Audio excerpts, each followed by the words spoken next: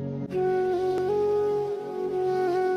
বন্ধু, আজকে যারা একবার নামাজ পড়ো না, আমার আল্লাহ তাআলা বলে বান্দারে ওয়াজআলনাল লাইলা লিবাসা, সারাত আলোকিত দিনকে আমি আল্লাহ তাআলা অন্ধকারের চাদর দিয়ে রেখে দিই। ওয়াজআলনা নাওমাকুম সুবাতা, ও বান্দা তুমি বিশ্বাস করো তোমার চোখের ঘুম আমি আল্লাহ বানিয়ে দেই।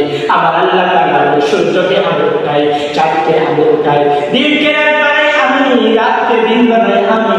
আমার আল্লাহ তাআলা বলে বান্দারে, তারপর আমি তোরে বললাম তোর খাবার ব্যবস্থা আমি আল্লাহ করে দেই, তোর রিজিক আমি আল্লাহ করে দেই, তোর সব কিছু আমি আল্লাহ করে দেই। তোরে আমি গাড়ি দিলাম, বাড়ি দিলাম, পরিবারের আত্মীয় স্বজন সব আমি তোরে মিলাইয়া দিলাম। আমার আল্লাহ তাআলা বলে বান্দারে, তুই যে এক ওয়াক্ত নামাজ পড়লি না, তোর মতো গাদ্দার জানোয়ার চাইতে তুমি খারাপ, তোর তো জানোয়ার তোর চাইতে ভালো। বলেন নাউযুবিল্লাহ।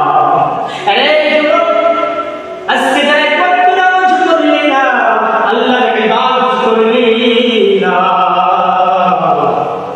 ওই কবর 40,000 বছর ওই কবরের জিন্দেগি কেমনে পার করবার না। খবর প্রতিদিন ডাকিয়া বলে, ও আল্লাহর বান্দা জানো আনা বাইতুদ দূর, আমি কিন্তু কাবা করে ঘর।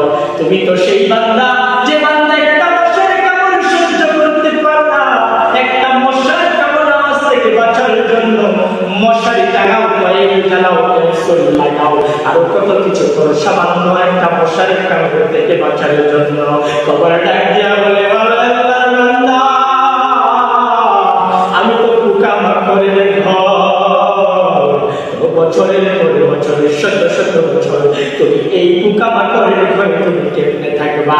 কবর আবার ডাক দিয়ে বলে, আনা বাইতুল ওয়াহিদা, আমি কিন্তু একাকী ঘর।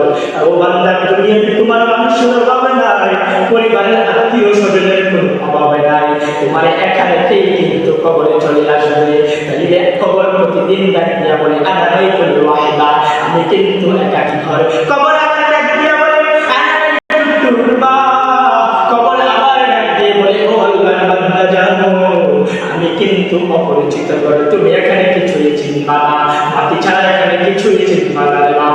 কবর ডাক দিয়া বলে, একটা মানুষ যখন আরেকটা মানুষের বাড়িতে যায়, এটা বলতে পারে এটা সামনের রুম, এটা পিছনের রুম, এটা ডাইনিং টেবিল, এটা ফ্যান, এটা এসি, এটা বাথরুম, এটা রান্নাঘর, এটা কিন্তু বলা যায়। কিন্তু কবর প্রতিদিন ডেকে বলে, ও আল্লাহর বান্দা জানো আমি কিন্তু অপরিচিত ঘর, এখানে তুমি কাউকে চিনবা না রে বাপ।